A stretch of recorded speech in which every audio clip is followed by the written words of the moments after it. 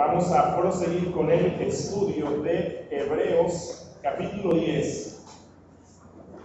Hebreos capítulo 10. Y nos encontramos meditando en los versículos 1 al 4.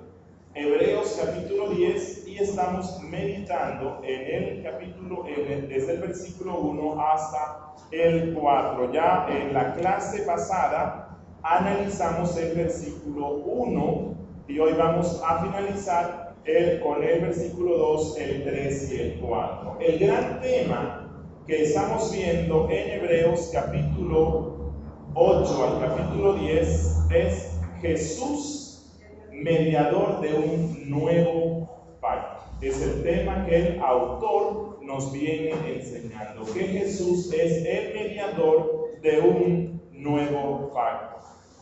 Y desde el capítulo 9 estamos viendo la superioridad del sacrificio de Cristo. La superioridad del sacrificio de Cristo. El autor tiene como fin mostrarnos que nuestra fe cristiana se sostiene sobre bases superiores si entramos a analizarlo al frente del judaísmo. La fe cristiana se sostiene sobre unas bases más sólidas y más grandiosas establecidas por Cristo. Desde el versículo 1 hasta el 4, el autor está mostrándonos el sacrificio que tipificaba al sacrificio perfecto de Cristo, es decir, como dice en el versículo 1, las sombras, porque la ley teniendo la sombra, ya hemos visto en qué consistía esa sombra. Esa sombra era ¿qué? Todos los sacrificios que se celebraban en el templo, todos los sacrificios que se celebraban bajo el culto judaico, todos los sacrificios que se hicieron desde Adán hasta que Cristo fue sacrificado, todos esos sacrificios que por cierto fueron autorizados y demandados por Dios, todos esos sacrificios eran sombra. Y ya hemos visto lo que significa aquí sombra. Sombra es que es como un esbozo que Dios, el dibujante, dibujó inicialmente, como un bosquejo, pero que ese no era el cuadro final. El cuadro final era el sacrificio de Cristo. Y a este sacrificio de Cristo, el autor en el versículo 1 le llamó los bienes venideros. Ok, hoy vamos a reflexionar en el versículo 2, versículos 3 y versículo 4. Dice en el versículo 2 que si los sacrificios que se mencionan en el versículo 1, que son los sacrificios de animales que año tras año celebraba el sumo sacerdote en el día de la expiación en el templo judaico, él dice que si estos sacrificios pudiesen hacer perfectos a los que se acercan, o sea, si esos sacrificios tuvieron el poder de hacer perfectos a los que adoraban, entonces hubiesen cesado de ofrecerse. Es decir, con una sola vez que se hubiesen hecho, ya no era necesario que se volvieran a repetir, porque un solo sacrificio tenía el poder de hacer perfectos a los adoradores. Esta es la línea de argumentación que el autor usa. Si los sacrificios antiguos judaicos hubiesen tenido la capacidad de quitar la culpa del pecado, cuando dice aquí perfectos, se refiere a hacernos limpios para siempre delante de Dios. Él dice, si hubiesen tenido esa capacidad, entonces no se hubiesen estado celebrando frecuentemente esta clase de sacrificios. Que estos sacrificios no fueron eficaces nos lo muestra que anualmente tenían que celebrarse, pero el objetivo de Dios es que su pueblo sea perfeccionado, que su pueblo sea perfecto, es decir, que su pueblo sea limpio, como dice en el versículo 2. Limpios una vez no tendrían ya más conciencia de pecado. Quiero que analicemos esto bien, porque esto nos muestra que el autor de la epístola no enseña que el creyente puede ser limpio una vez perdonado y aceptado por Dios, y luego, si se descuida, puede perder esa limpieza inicial y la salvación. Recuerden que aquellos creyentes que creo yo que con sinceridad de corazón aman a Dios, pero que viven con temor constante, pensando que a lo mejor hoy amanecí siendo salvo y me acuesto perdido. Es decir, hoy me levanté en el cielo y por los pecados que hice en el día me acuesto como quien va para el infierno. Siento que puedo ser salvo hoy y luego no lo puedo ser. Yo sé que ellos sinceramente creen eso. Ellos quieren agradar a Dios y se esfuerzan. Solo que no están creyendo lo que la Biblia dice. Están creyendo lo que la tradición católica romana le enseñaba a sus miembros. Es decir, la salvación por obras. O sea, si yo puedo hacer algo para quitar mi salvación, eso implica que mi salvación es ¿por qué?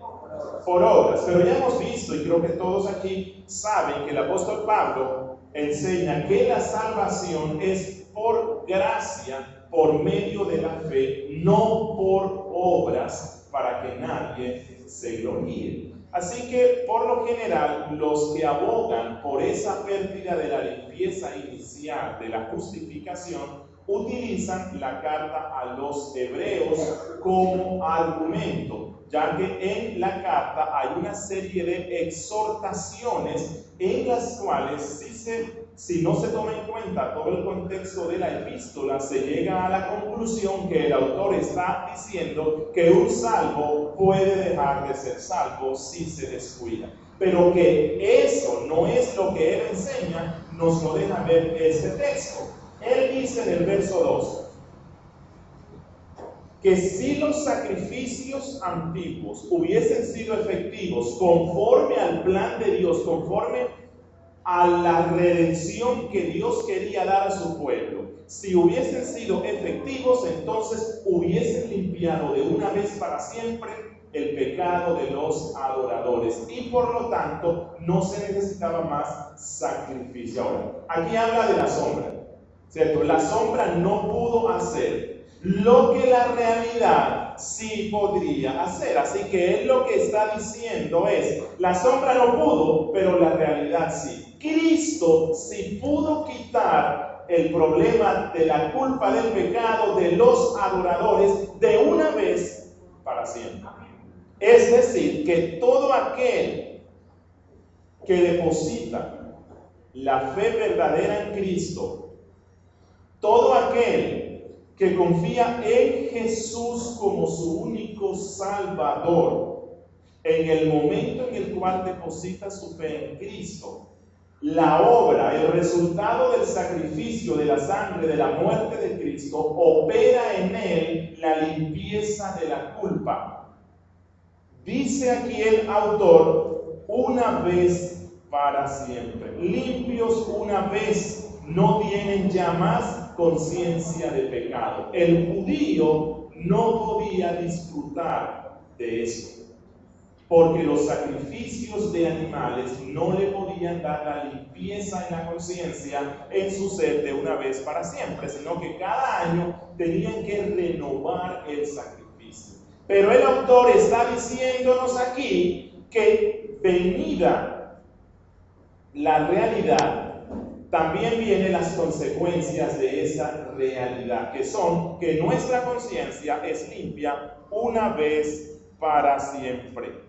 No necesitamos más de la muerte de ningún animal ni de Cristo, porque nosotros hemos sido limpiados. La enfermedad de la que padecíamos ha sido curada para siempre. ¿Y es cuál? El pecado. La culpa del pecado ha sido curada en Cristo para siempre. Los santos, cuando sacrificaban delante de Dios toda esta clase de sacrificios que eran sombras, se requería que sus corazones fueran corazones contritos y corazones humillados, que reconocieran su pecado delante de Dios. Si ellos sacrificaban, pero no depositaban esa fe en Dios, que los llevaba a sentirse aborrecibles delante de Dios a causa de su pecado, si no había esto, el sacrificio no servía para nada. Miren lo que les dijo Dios allá en el primer libro de Samuel. Primer libro de Samuel, capítulo 15, versículo 22. Dijo Dios, y Samuel dijo: ¿se complace Dios tanto en holocaustos, víctimas, como en que se obedezcan las palabras del Señor? Ciertamente el obedecer es mejor que los sacrificios, y el prestar atención que la grosura de los carneros. En tiempos en los cuales todavía estaba vigente la sombra del sacrificio de animales, ya Dios le dice a su pueblo: miren, no pierdan el tiempo sacrificando eso si vuestro corazón no es íntegro delante de mí. No pierdan el tiempo haciendo toda esa clase de sacrificios si no tienen la fe correcta, si no tienen un corazón humilde, si no están dispuestos a obedecer mis santos mandatos. En el Salmo 40, versículo 6, Salmo 46, dice Dios: sacrificio y ofrenda no te agrada. Bueno, el salmista está orando esto delante de Dios y dice: Dios, sacrificio y ofrenda no te agrada. Holocausto y expiación no has demandado. Es decir, Dios está hastiado de esos sacrificios que no estaban sirviendo prácticamente para nada, porque ellos no tenían un corazón lleno de fe. El Salmo 51, versículo 16 y 17. 51, versículos 16 y 17, dice el salmista: porque no quieres sacrificio, que yo lo daría. No quieres holocaustos. Los sacrificios de Dios son el espíritu quebrantado. Al corazón contrito y humillado no despreciarás tú, oh Dios. Así que los santos, en tiempos del pacto antiguo, cuando todavía estaba vigente esta ley que contenía las sombras de lo que Cristo venía a hacer, ya los santos comprendían que esos sacrificios servían de poco. Lo terrible es que hay cristianos hoy que están esperando que el templo de Salomón se vuelva a reconstruir y que se vuelvan a ofrecer sacrificios en el templo en los cuales supuestamente se agradará a Dios, lo cual es contrario a la enseñanza incluso del Antiguo Testamento. Dios ya no se complacía en esa clase de sacrificios. Si ustedes van a Isaías capítulo 1, versículos 10 al 12. No tenemos tiempo para hacer una lectura completa del texto, pero allí en Isaías capítulo 1, versículos 10 al 12, el Señor denuncia los abusos e injusticias del pueblo, de su pueblo, y los acusa porque ellos se presentaban al templo para ofrecer sacrificios que no le agradaban. ¿Por qué? Porque este sacrificio era hecho por personas que no tenían corazones contritos y humillados, personas que no se deleitaban en obedecer los mandatos de Dios. Dice Dios que estos sacrificios eran efectuados por gentes con manos manchadas de sangre, de corazones cargados de pecado. Y un corazón cargado de pecado no puede rendir una verdadera adoración a Dios. Por eso es que el incrédulo no puede adorar a Dios. Su adoración delante de Dios sería una abominación. No puede, porque está cargado de pecado. Para dar una verdadera adoración se requiere primero la limpieza del corazón. la limpieza que puede dar Cristo, y es una limpieza total, de una vez para siempre. Por lo tanto, el Señor les manda y les dice: lavaos y limpiaos, quitad la iniquidad de vuestras obras de delante de mis ojos, dejad de hacer lo malo. Y cuando Él dice limpiaos y lavaos, Él está descartando los sacrificios, porque precisamente ellos estaban llevando sacrificios, y Dios dice: no, límpiense primero, lo cual muestra que la sangre no servía para esta limpieza, porque era sombra. Y ahora, esto nos muestra que el pecado no es algo tan simple ni tan sencillo como uno piensa. El pecado no es algo tan simple que puede ser limpiado por la sangre de un animal. Es lo que la Biblia nos está mostrando. El pecado es algo más terrible, es un mortal enemigo.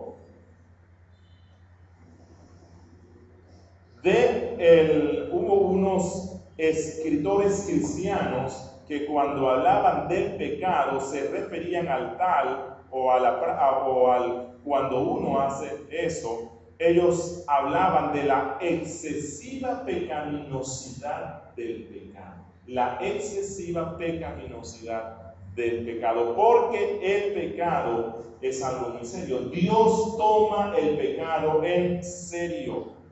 Y Dios no está satisfecho con un sacrificio que se presente sin un corazón quebrantado y contrito. Dios desea una vida de obediencia, una vida que se consagre a hacer su voluntad. Todo esto es lo que el autor nos deja ver en este texto. Y ahora, quiero regresar al tema en el versículo 2, en la segunda parte dice: limpios una vez, no tendrían ya más conciencia del pecado. Limpios una vez, no tendrían más conciencia del pecado. ¿Quiénes no pudieron disfrutar de esa limpieza de una vez para siempre? Los que confiaban en los sacrificios de animales, ¿cierto? Y ahora, ¿quiénes entonces sí pueden disfrutar de una limpieza para siempre de sus pecados? Los cristianos, los que depositamos nuestra fe en Cristo. Ya el autor nos dijo antes que nosotros hemos sido perfeccionados por ese sacrificio de Cristo, y luego lo va a decir en el capítulo 10. Que por la sangre de Cristo somos hechos perfectos. Y ahora, perfectos hay que entenderlo en el contexto de lo que él viene diciendo. ¿Cuál es la imperfección de la cual viene hablando él? Que los sacrificios no pueden limpiar la conciencia. Por lo tanto, cuando él habla de que hay otro sacrificio que sí hace perfectos, ese perfecto se refiere al tema del cual viene hablando, es decir, que nuestra conciencia es limpia de una vez y para siempre. Aquí perfecto no se refiere a la conducta, no, aunque recuerden que Cristo, allá en el sermón de Mateo 5, Él nos dice que nosotros debemos cada día buscar la perfección. Sean perfectos, así como mi Padre que está en los cielos es perfecto. Pero allí habla de la perfección en la santificación. Aquí no se habla de la santificación. Aquí se habla es de la limpieza, de la culpa del pecado. Bueno, esto voy a explicarles porque yo sé que en el mundo cristiano se suele confundir justificación con santificación. Y gracias a esa confusión es que muchos piensan que la salvación se pierde. Y ahora, en la Biblia, cuando se nos habla de salvación, no solamente se habla de la justificación. Cuando se habla de salvación, también se habla de la santificación. También se habla de la futura glorificación. Y quiero explicarles eso para que podamos entender por qué es que el autor nos dice que el verdadero cristiano que ha depositado su fe en Cristo, su conciencia ha sido limpia de una vez para siempre. O sea, es salvo con seguridad. Pero antes quiero que miremos cuando el autor dice limpios una vez. Limpios una vez. Está diciendo que esa persona goza de purificación y que no requiere nunca más purificación. El cristiano, aquel que depositó su fe en Cristo, real, su conciencia, su corazón fue limpio de la culpa del pecado y no requiere nunca más de esa limpieza inicial. Jesucristo nos enseñó esto. Si van allá a Juan 13:10.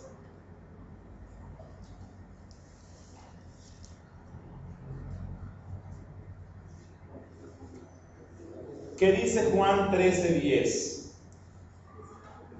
El que está lavado no necesita sino lavarse los pies, pues está todo limpio, y vosotros limpios estáis, aunque no todos.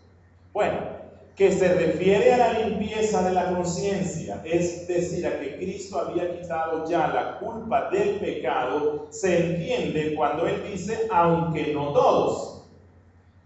¿En quién no estaba pensando Cristo como que había recibido la limpieza inicial? En Judas. Judas no había depositado su fe en Cristo.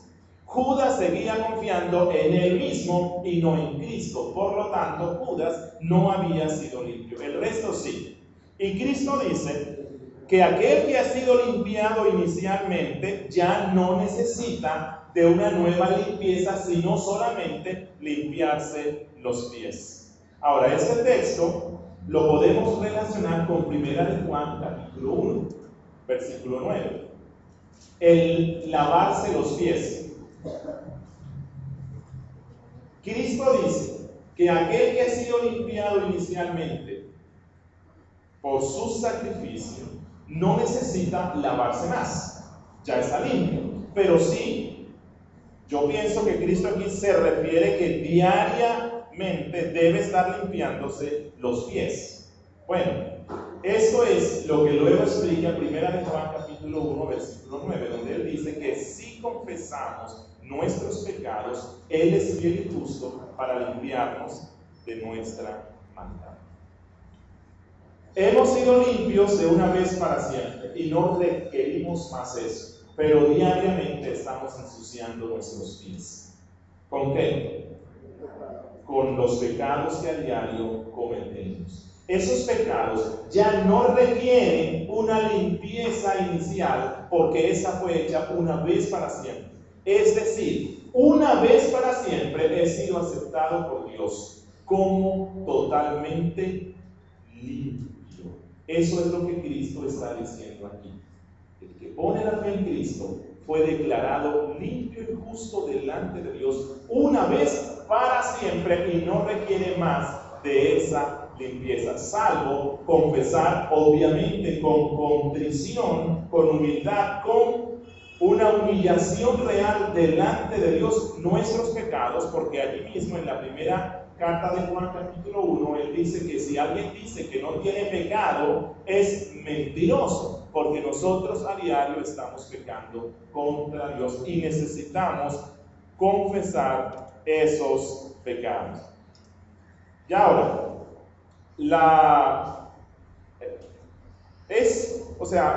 cuando una persona llega a la conclusión de que su limpieza, de que su salvación se pierde, lo que está diciendo es que esa limpieza inicial que recibió por la sangre de Cristo no es efectiva. Cuando yo digo que un cristiano pierde la salvación, estoy cuestionando la eficacia de la sangre de Cristo que nos es presentada aquí, en contraste con la eficacia parcial o nula de la sangre de los animales. No podía limpiar la conciencia, pero hay una que sí puede, y es la sangre de Cristo, una vez y para siempre. Decir que la salvación se pierde es decir, la efectividad de la sangre de Cristo también es nula, es parecida a la de los animales. La sangre de Cristo sigue siendo una sombra, es una afrenta contra la sangre de Cristo. Sí, mi hermano, que sí. O sea que nuestra responsabilidad es estarnos purificando del Señor. Confesar nuestros pecados. Esa es nuestra responsabilidad diaria. Fíjense, y para eso no se necesita que estemos exhortándoles. Eso es algo natural. Es más, una prueba que usted puede tener de que sí ha sido limpiado por Cristo inicialmente, es que usted, siempre que se ve los pies sucios, confiesa sus pecados. No puede estar tranquilo viendo la suciedad en sus pies. Si a usted le da lo mismo andar con los pies sucios, bueno, hablo en sentido espiritual conforme al símbolo que usó Jesús. Si a usted no le importan sus pecados y anda tranquilo y viene al culto a adorar a Dios, aunque sus pies estén sucios y no ha confesado su maldad, posiblemente no solamente sus pies están sucios, sus vestidos, su corazón, su alma, todo está sucio porque no ha sido limpiado por Cristo. El que ha sido limpiado por Cristo no puede estar tranquilo cuando ve sus pies sucios.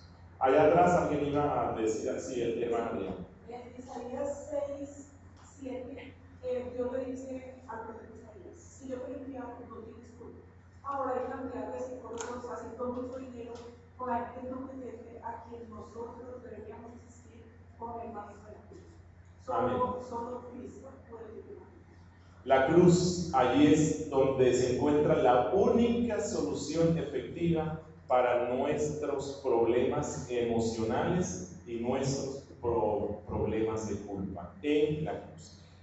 Bueno, yo les dije antes que una de las confusiones que los cristianos tienen con respecto a la salvación se debe a que no logran distinguir algunas de las fases o etapas o procesos que se dan en ella. Y entonces, al confundir la justificación con la santificación, obvio, si mi justificación depende de mi santificación, pues mira, miserable, pero remiserable de mí, porque lo que me espera es el infierno.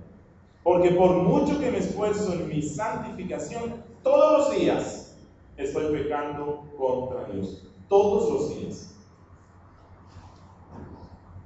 Y si peco y afecto mi salvación y en mi santificación, y mi santificación es lo mismo que justificación, entonces ninguno de nosotros tiene esperanza de llegar al cielo. Nuestro esfuerzo será en vano. Pero creo que es bueno, que es oportuno mirar la serie de aplicaciones en la obra de la redención que Dios obra sobre nosotros, y se las quiero explicar de una forma breve. Sí, hermano Rodrigo.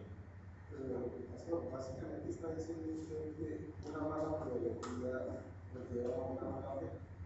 Amén, así es, y a una mala práctica. Llamémosle como la aplicación de la salvación. Recuerden, la salvación no es solo que Dios me saca del infierno y me lleva al cielo. La salvación no es simplemente eso. La salvación implica otras cosas. La salvación implica que yo voy a ser formado conforme al carácter de Cristo, que es algo que se le llama la santificación. Y ahora, ¿cuándo empieza la salvación en mí? 1. En la eternidad. La salvación del creyente inicia en la eternidad, cuando todavía no existía el tiempo. Dios, en su decreto o propósito eterno, escogió a un pueblo numeroso de personas a los cuales quería salvar. Eso es a lo que en la Biblia se le llama la elección. Dios eligió a un pueblo muy grande para salvarlo. Por lo tanto, nuestra salvación inició en la eternidad. De allí la imposibilidad de que esa obra que Dios tomó el tiempo, bueno, no se puede hablar de eso porque fue antes del tiempo. Dios en la eternidad, antes de la existencia del tiempo, Dios pensó en mí para salvarme. A Dios le plació salvarme. Por lo tanto, si Dios hizo todo eso por mi salvación, es imposible que ese plan se frustre. Y ahora, hay muchos textos en la Biblia que nos muestran que nuestra salvación empieza o inicia en la eternidad. Pero solamente quiero darles uno porque no hay tiempo para ir a todos ellos. Y esto es solamente una explicación de este concepto que está allí en el texto. Dice Pablo en Efesios 1, que creo que es uno de los textos más clave, no el único, hay muchísimos. Dice Pablo en Efesios 1, que todos los que llegan a creer verdaderamente en Cristo es porque fueron escogidos en la eternidad, en un decreto eterno, antes del tiempo. Miren lo que dice Pablo. Según nos escogió en Él, antes de la fundación del mundo. Y ahora, cuando Dios fundó el mundo, Dios estableció el elemento que se llama tiempo. Cuando Dios crea todo, allí mismo crea el tiempo. El mundo vive inmerso en el factor tiempo. Pero antes de la creación del mundo no existía el tiempo, porque Dios no vive en el tiempo. Dios es eterno. Dios vive en un eterno presente. No entendemos eso, ¿cierto? O hay alguien aquí que lo logre entender. No lo podemos entender. Pero Dios existe en la eternidad, en un eterno presente, donde no hay pasado, donde no hay futuro, porque no hay tiempo. El pasado y el futuro existen en el tiempo. Bueno, antes del tiempo, antes de la fundación del mundo, dice Pablo que Dios nos escogió para que fuésemos ¿qué? Santos y sin mancha delante de Él, en amor, habiéndonos, ¿cómo dice? Bueno, ese es un término que a los evangélicos no nos gusta, ¿o sí? Usted habla de predestinación y lo tildan de sectario, herético. Bueno, el apóstol Pablo fue uno de los más grandes herejes. Si este término no es un término bíblico, porque no solo aquí, en muchos otros textos, el apóstol y la Biblia nos habla de la doctrina de la predestinación. Dice que habiéndonos predestinado para ser adoptados hijos suyos por medio de Jesucristo según el puro afecto de su voluntad. Así que la elección suya y la elección mía se dio solo por el beneplácito de Dios, solo por su voluntad perfecta. En ese sentido, en este aspecto de mi salvación, de la elección, yo soy totalmente pasivo. No hice absolutamente nada. O sea, Dios no me escogió porque vio en mí algo que le agradó. Todo lo contrario. Su misericordia fue tan grande que a pesar de que yo merecía su ira eterna, Dios me amó. Allá atrás creo que alguien hace rato. Yo quería preguntar, Sí, hermano. si es lo mismo eterno que infinito. Bueno, cuando hablamos de la infinitud, si hablamos de la infinitud en el tiempo, la infinitud en el tiempo se resume con el término eternidad. Infinitud en el tiempo. Cuando se habla infinitud en la presencia, es el término que nosotros usamos de omnipresencia. No hay nada que le ponga fin a esa presencia. Así que la infinitud en el tiempo es a lo que se le llama eternidad. Bueno, luego que Dios nos escoge, no voy a hacer una presentación de todo el orden de la salvación, solo de los conceptos que creo que se necesitan para explicar esto. Bueno, Dios me escoge en la eternidad, pero se requiere que venga a Cristo. O sea, no es que si Dios, como alguien dice, si Dios decidió salvarme, así no crea en Cristo y así sea un diablo, voy a ser salvo. No, eso es falso. Eso no es lo que la Biblia enseña. A aquellos que Dios escoge para salvarlos, los llama. Los llama.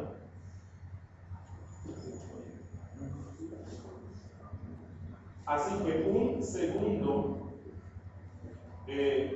aspecto de mi salvación es ese llamamiento eficaz.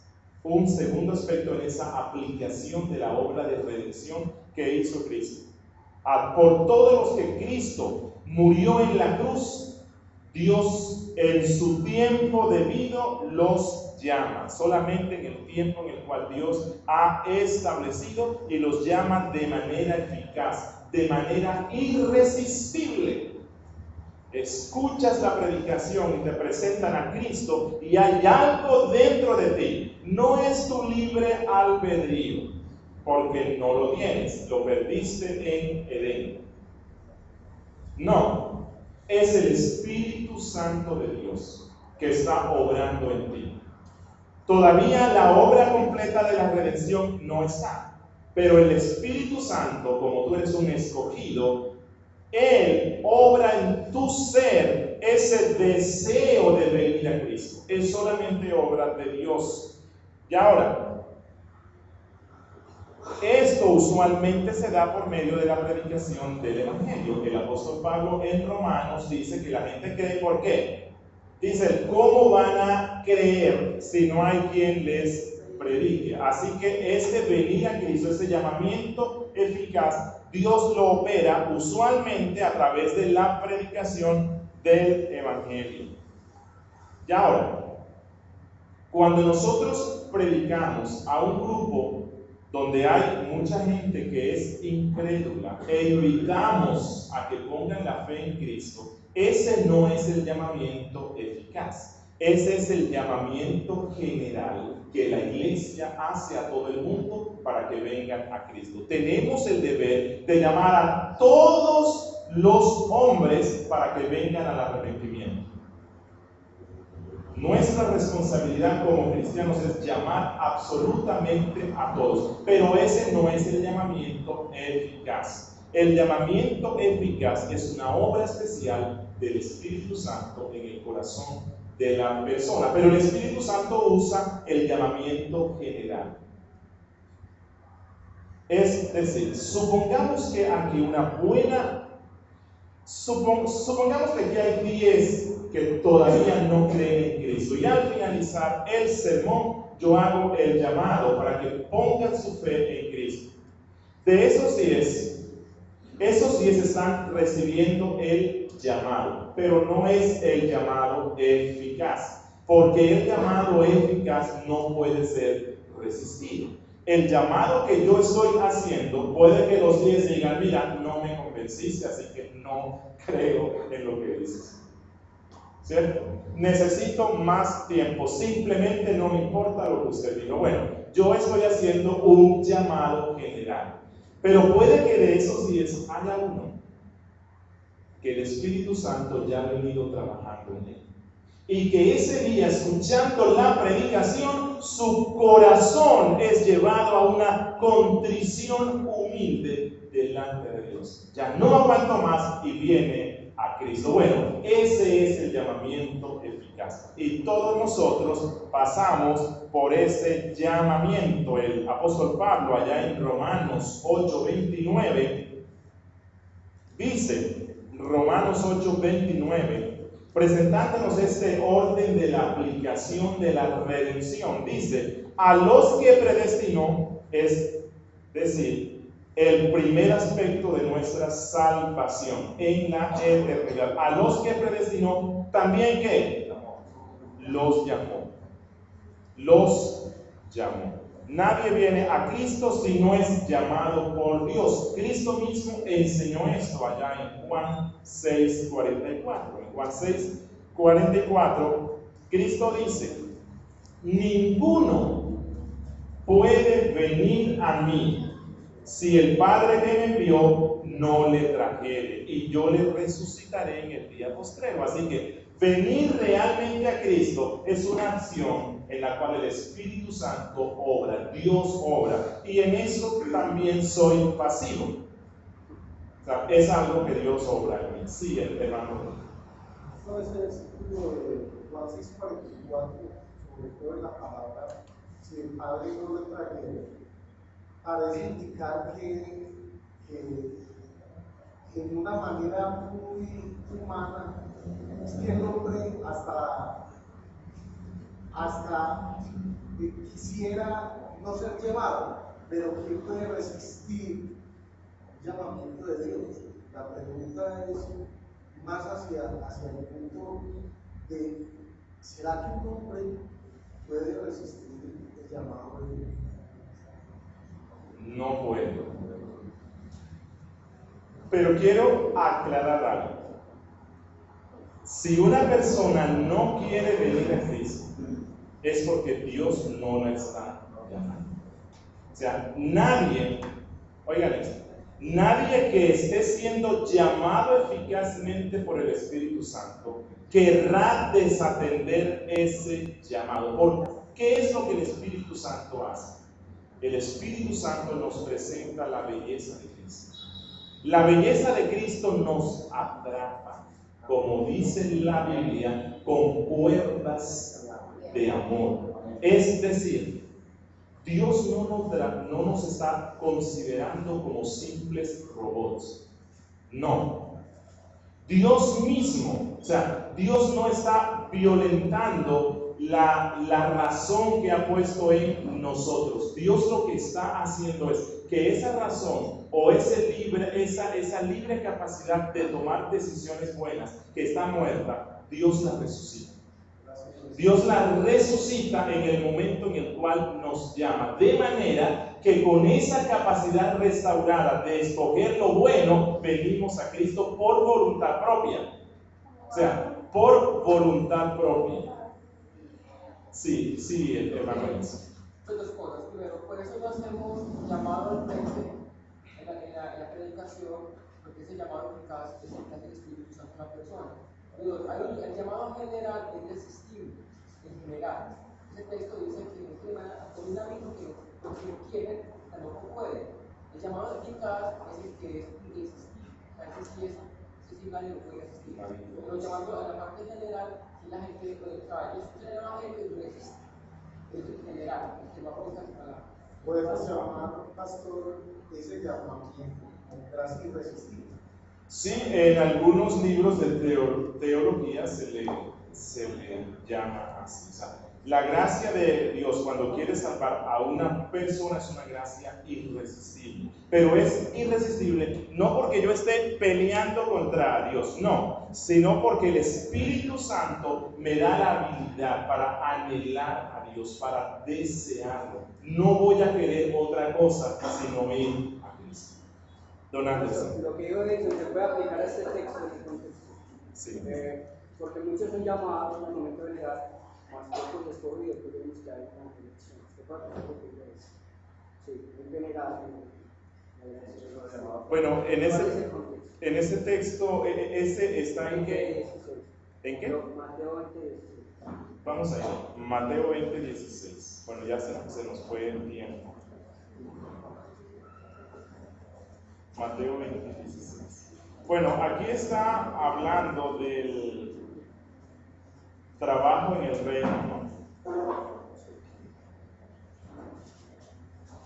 Está hablando del trabajo en el reino y puede hacer referencia a varias cosas, ¿no? Dentro de ellas a que no, o sea, puede que una persona sea nueva en la fe, ¿cierto? Relativamente nueva, y Dios le llame en la congregación para que haga ciertos oficios, mientras que están otros que llevan 20 años y a lo mejor Dios no los llamó para eso, ¿verdad? Puede hacer referencia a eso. No obstante, el mismo principio nos es mostrado en la Biblia que aplica en el llamamiento del evangelio. Los cristianos llamamos a la gente al arrepentimiento, ¿cierto? Pero no todos vienen, solamente vienen quienes, a los que el Espíritu Santo llama en su corazón. corazón. Sí, hermano. Pastor, hay una pregunta que hace mi esposa, es muy válida presentar el evangelio de esta manera. Solo que Pablo dijo que si la esposa tiene una duda que en casa se la presente a los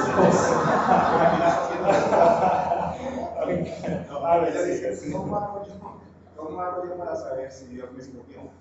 ¿Cómo hago para saber si me escogió Dios? Bueno, esa es una buena pregunta, ¿no? Yo creo que ojalá todo el mundo se hiciese esa pregunta. Y la única respuesta que le tengo que dar a todo el que la haga es: mira, te invito a que vengas a Cristo. Confía en Cristo. Arrepiéntete delante de Cristo. Confía en su obra salvadora y sabrás que eres uno de los escogidos. No hay otro. Sí, hermano Samuel. Respecto a la pregunta del hermano Rodrigo, hay una respuesta en Éxodo, en todas las plagas. Ajá. Decía que Faraón endureció su corazón, pero en el capítulo 9, en el versículo 12, dice: pero Jehová endureció el corazón de Faraón. O sea que todo está es porque la mano de Jehová está puesta en nosotros. La mano de Dios está puesta. Y qué rico es que la mano de Dios obra en nosotros, no para endurecimiento, sino todo lo contrario, para que haya fe. Y allí decimos: gracias, Dios, por esa misericordia tan grande que has tenido para con nosotros. Ok, la regeneración. Dios nos llama y Dios nos regenera. Y quiero explicar esto, que la regeneración y la justificación no dependen para nada, en nada de nosotros. Y eso es lo que el autor de lo que nos habla aquí: limpios una vez. Y ahora, ¿qué es la regeneración? Es lo que Juan, capítulo 3, llama nacer de nuevo. Eso es la regeneración. El Señor nos llama y allí mismo Dios nos está regenerando. Y ahora, esto es una acción del Espíritu Santo. El Espíritu Santo hace vivir ese espíritu que estaba muerto. ¿Muerto en qué? En sus delitos y pecados. La regeneración es que Dios da vida espiritual al hombre y le capacita para que crea en Cristo. Por lo tanto, antes de venir en arrepentimiento, debo ser regenerado. Nadie que no ha sido regenerado no puede venir a Cristo. Esto fue lo que Cristo le dijo a Nicodemo. Nicodemo, de cierto te digo, que el que no naciere de nuevo no puede entrar. Es decir, tú no puedes venir a Cristo en fe si primero no has nacido de nuevo. Lo que Cristo está diciendo allí es una verdad gloriosa respecto a la elección y a la soberanía de Dios. ¿Por qué? Usted no decidió cuándo iba a nacer, ¿o sí? Usted no decidió de quién quería nacer, ¿o sí? Usted no decidió la estatura, el color de la piel, ni el color de los ojos. Todo eso fue dado ¿qué? Soberanamente por Dios. Cuando Dios quiso, usted nació de los padres que Dios quiso y en la nación en la cual Dios quiso. Bueno, Cristo dice que así es el nuevo nacimiento, porque el Espíritu sopla de donde quiere y para donde quiere. Lo que nos habla es de la soberanía del Espíritu Santo, efectuando la regeneración en quien Él quiere. Y ahora, ¿en quiénes quiere Cristo efectuar la regeneración? En los que han sido escogidos por Dios en la eternidad. ¿Sabe alguien quién fue escogido y quién no? No, bueno, yo sé si yo fui o no. ¿Por qué? Porque he puesto mi fe en Cristo. Y usted, si todavía no sabe, puede saberlo depositando su fe en Cristo. Viniendo a Cristo, usted sabe que forma parte de esos que Dios escogió.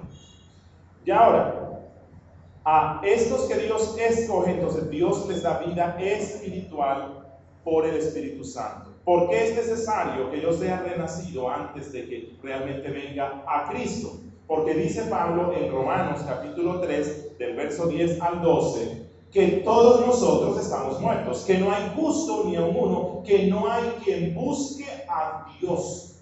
Así que, si para yo nacer de nuevo, primero tengo que ir a Dios, entonces ningún hombre va a nacer de nuevo. porque Pablo en Pablo en Romanos 3 está diciendo que no hay quien busque a Dios, ni siquiera uno, que todos nos volvemos inútiles. ¿Inútiles para qué?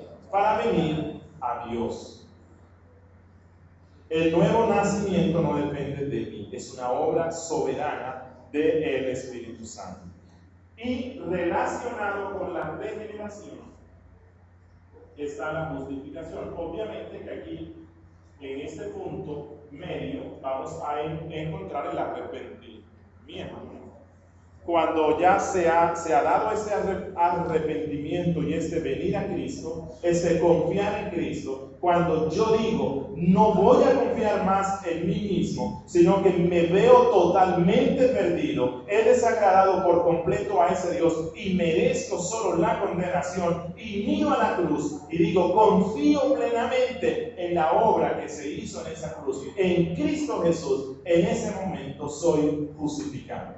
¿Y qué es eso de la justificación? Bueno, es lo que el autor nos dice aquí en el versículo 2, limpios una vez para siempre. La justificación es que el juez eterno, el Dios eterno, el único que es dueño de todo, el único que puede condenarnos en el infierno. Satanás no nos puede condenar en el infierno porque él no es dueño de nada.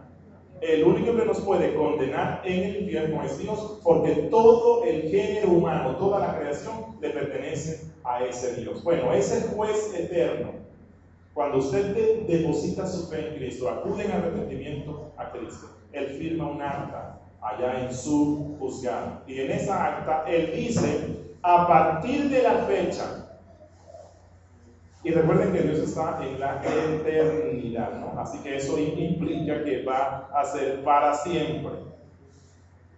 Decreto que Julio Benítez nunca, es como si nunca hubiese pecado. Lo miro limpio, totalmente limpio, desde ahora y para siempre. Totalmente incorrupto. Limpio, como si nunca jamás hubiese pecado. Esta es la justificación. La justificación no se da dentro de mí. Oigan esto. La justificación no se da dentro de mí. La regeneración sí. La justificación no, porque la justificación es un decreto legal que se da fuera de mí, que lo da el juez eterno. En los cielos, Él da un decreto declarándome limpio. Y ahora, en ese momento, cuando yo comprendo esto, la carga de la culpa del pecado que llevo en mí es quitada de una vez y para siempre. O sea, no es que Dios va a tomar el decreto y lo bota. No, en Dios no sucede eso. ¿Por qué? Porque este decreto está basado en una obra eterna. ¿En la obra de quién? De Cristo, en una obra perfecta. Es lo que el autor nos quiere decir aquí. Hemos sido justificados. Es decir, no habrá nada en el mundo que me aleje del amor de Dios. No habrá ningún pecado que yo cometa. Oigan eso, no habrá ningún pecado que yo cometa que arrebate ese decreto, que lo dañe. Es un decreto basado no en mi obra, sino en la obra de Cristo. Y por lo tanto, siendo que ella ya se efectuó, entonces Dios está garantizando mi salvación de una vez y para siempre. Por eso es que los creyentes bíblicos creemos que la salvación no se pierde, porque no está basada en nada infructuoso, está basado en la obra perfecta de Cristo, en un plan que viene desde la eternidad. Y ahora, esta es la limpieza de la que habla aquí. La limpieza que se da en la justificación. Y ahora, pero luego viene algo más. En esta salvación o en esta aplicación está la santificación. O sea, si yo me quedara solo hasta aquí, usted puede pensar, hagamos males para que nos vengan bienes. Si la gracia de Dios es tan grande, entonces pequemos y pequemos con ganas para que la gracia de Dios sea más grande. Cuando Pablo le explicó esto a los judíos convertidos al cristianismo allá en Romanos, él se le adelantaba y decía, yo sé que ustedes van a pensar, si la situación es así, entonces continuemos practicando el pecado. Y el apóstol Pablo responde, se anticipa y dice, de ninguna manera es imposible que los que han sido escogidos en la eternidad, llamados eficazmente por el Espíritu Santo, regenerados en su ser por el Espíritu y justificados, vayan a descuidar la santificación. El que ha recibido esta gracia se esforzará con el Espíritu Santo en crecer en santificación. Y ahora, la santificación, allí yo actúo, allí yo participo. No participé ni en la elección, no participé en el llamamiento, no participé en la regeneración, no participé en la justificación, pero sí participo en la santificación. Obvio que en el llamamiento tengo cierta participación, en el sentido que una vez que he sido llamado y regenerado por el Espíritu, en mí hay una respuesta, que es ¿cuál? Venir a Cristo, arrepentirme, creer plenamente en Cristo. Y en la santificación hay una participación del creyente. Y ahora, la santificación es aquel proceso en el cual vamos buscando la liberación de la presencia del pecado en nosotros. Ya yo sé que me espera un cielo eterno, una comunión eterna con ese Dios Santo, y por lo tanto, desde el momento en el cual creo, me estoy esforzando en la gracia, usando los medios de gracia para vivir cada día más como un habitante del cielo y cada día menos como un terreno, como un mundano. Es decir, empieza un proceso de la mortificación de la carne, un proceso de desprendimiento de lo terreno y un anhelo cada vez más creciente de lo celestial. De allí que las Escrituras dicen que busquemos lo de arriba, no lo de abajo, por esa obra que Dios hizo en nosotros. Y ahora, la santificación forma parte de la salvación. Y ahora, no es que mi entrada al cielo dependa de mi santificación, no, mi entrada al cielo más bien dependió de lo que Dios hizo antes. Es decir, mi entrada al cielo ha sido asegurada con mi justificación. Mi santificación es ese anhelar constante del cielo, de las cosas celestiales. Y un día esperamos que se dé en nosotros la glorificación. Esa será la etapa final de la aplicación de la redención. Esa será la etapa final de mi salvación. Así que hay un sentido en el cual todavía no estoy completamente salvo.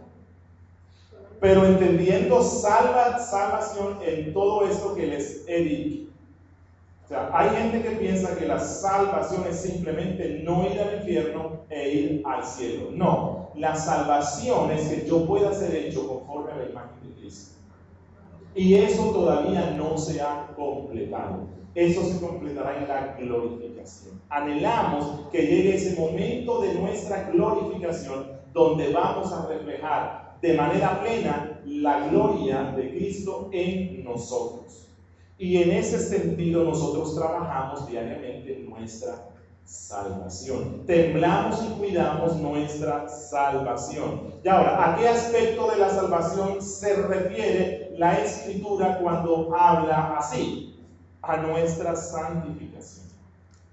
No al que me voy a ir para el infierno. Lastimosamente, como buena parte de la cristiandad no logra entender esto que la Biblia enseña, viven con el miedo de que se van a perder. Hermano y hermana.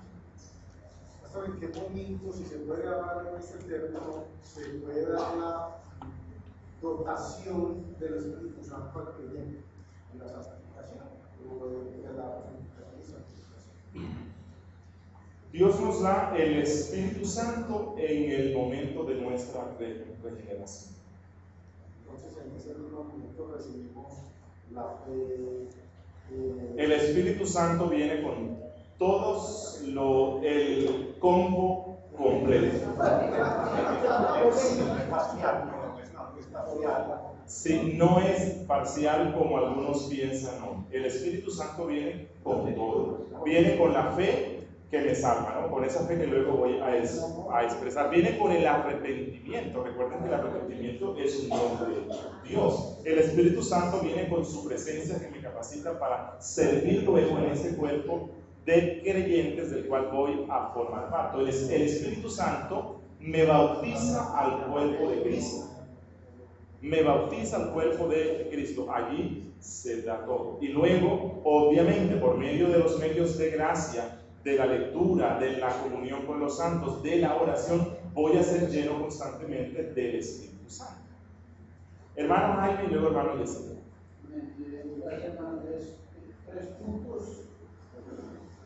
Primero, acerca del término infinito, ¿cierto? El término infinito es un término antropológico, porque va en el tiempo, es temporal. Para Dios, yo creo que no existe ese término. Sí, cuando intentamos referirnos a la eternidad, obviamente que lo estamos viendo desde nuestra perspectiva terrena. O sea, el término de eternidad solamente puede entenderse o puede comprenderse desde nuestra perspectiva de finitud. Sí, porque infinito significa que empieza algo, pero no termina en ninguna parte. Pero Dios es eterno, como para aclarar el puntualismo. Sí, está bien. Segundo es lo de el contexto de este término que preguntó antes, donde es acerca del denario. El denario sería igual a la salvación para la que debemos trabajar, no importando de aquel empezó primero y otro terminó al final. No, de eso no es de lo que habla Cristo allí. De eso no habla.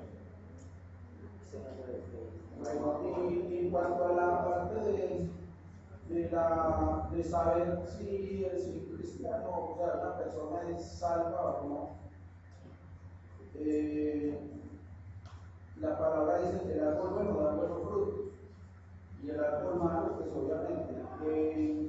De esta manera podemos saber y por qué podemos saber si el Espíritu Santo nos constriñe el mal que hacemos para corregir el mal, lo mal que hacemos, con diligencia.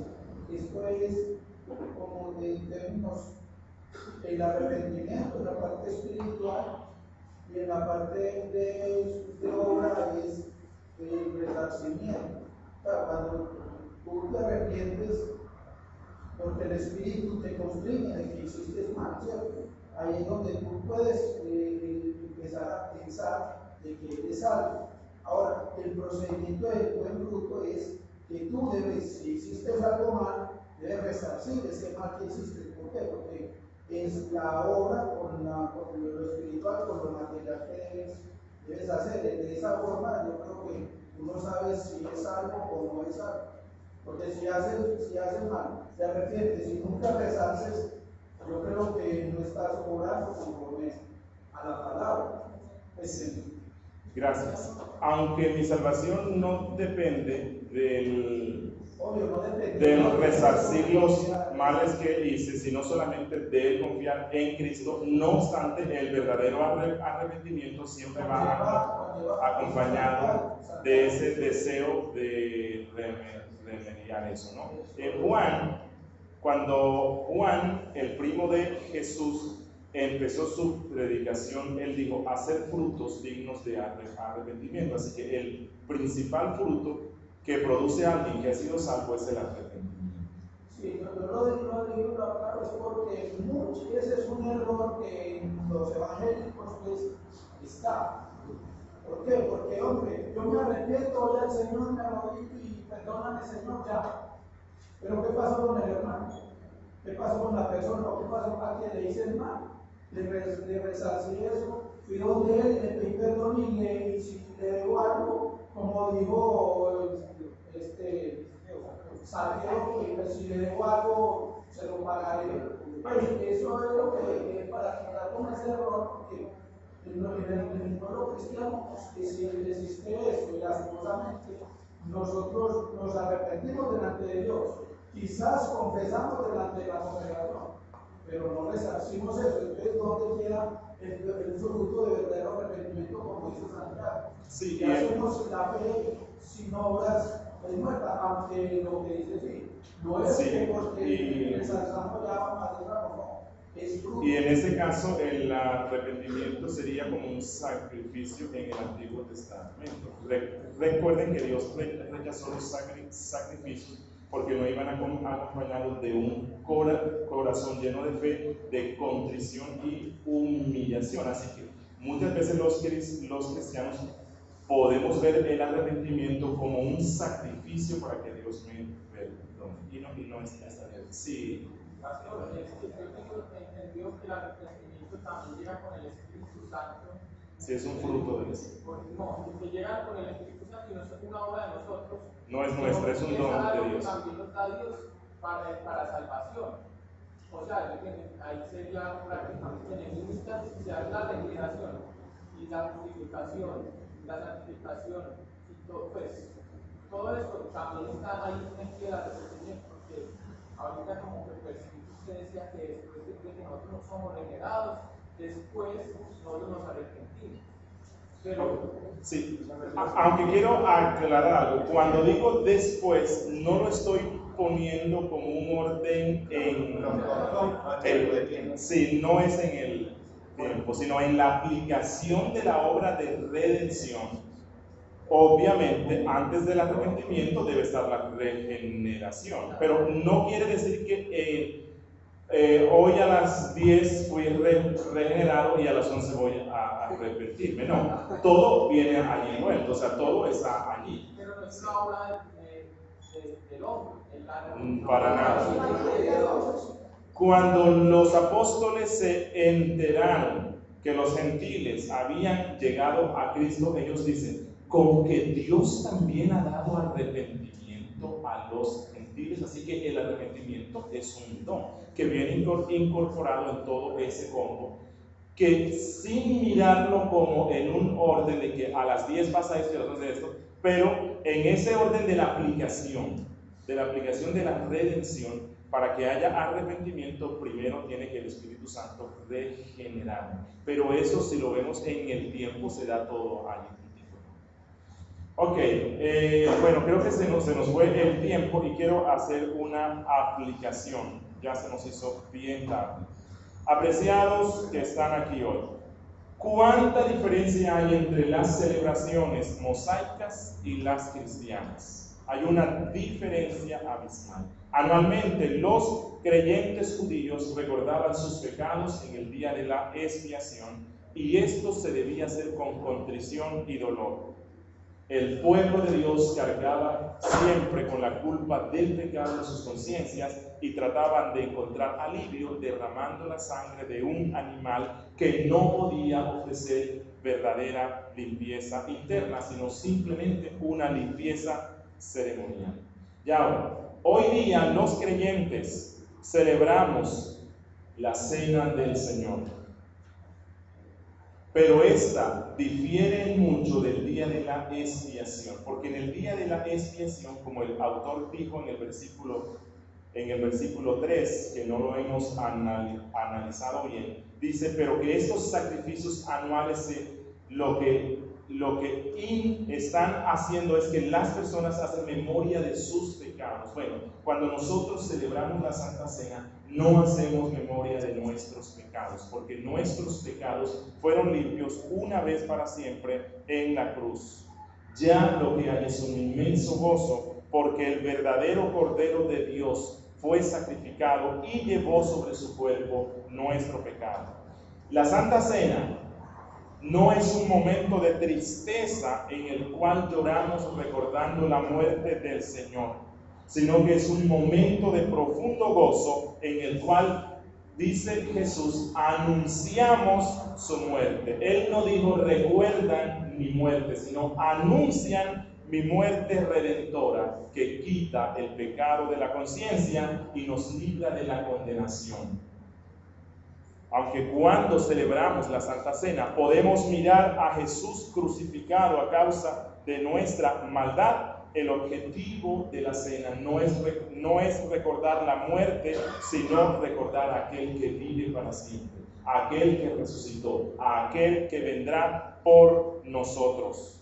El cordero era sacrificado y para siempre quedaba muerto. Pero el Cordero de Dios, que quitó la culpa para siempre de nosotros, ese resucitó, de manera que hoy los cristianos nos gozamos en aquel que vive para siempre al lado del trono de Dios, el cual ya no es para nosotros un trono de juicio, sino un trono de gracia. Ahora nosotros celebramos la muerte y la resurrección de Cristo, sabiendo que no hay ninguna condenación para los que estamos en Él. Apreciados que están aquí, disfrutemos de la vida cristiana. Gocémonos de las enormes bendiciones que Cristo conquistó para nosotros en la cruz. Andemos en la libertad que produce el saberse libre de la culpa de nuestros pecados y vivamos totalmente para glorificar a aquel que nos salvó, para que hiciésemos buenas obras. Estamos libres de la culpa para que vivamos eternamente consagrados a Dios. Demos gracias al Señor. Padre nuestro, gracias porque nos permites deleitarnos y gozarnos en este estudio de las Sagradas Escrituras. Gracias porque nos concedes profundizar en estos textos, analizarlos a la luz de todas las Sagradas Escrituras, y tú nos permites ver allí la belleza de Cristo. Ayúdanos, Dios, para que hoy, al haber contemplado la perfección del sacrificio de Cristo en la cruz, tú nos permitas disfrutar más de esta salvación que nos has dado,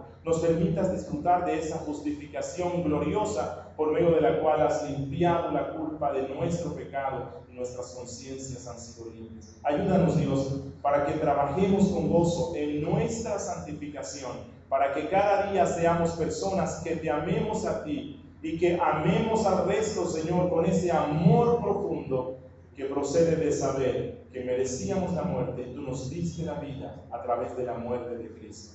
Ayúdanos, Dios, a ser creyentes que cada día reflejemos en nuestro ser, en todo lo que somos, en todo lo que deseamos y pensamos, esa justificación gloriosa que tú nos has decretado por medio de Cristo.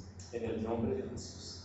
Amén. Bueno, vamos a tener un descanso hasta las 11:10. Quiero decirles a los que no tengan el CD número 3 de los que estamos obsequiando, que ya hoy traje unos 20 más. Así que los que quieran se pueden acercar allá a los hermanos. Bendiciones.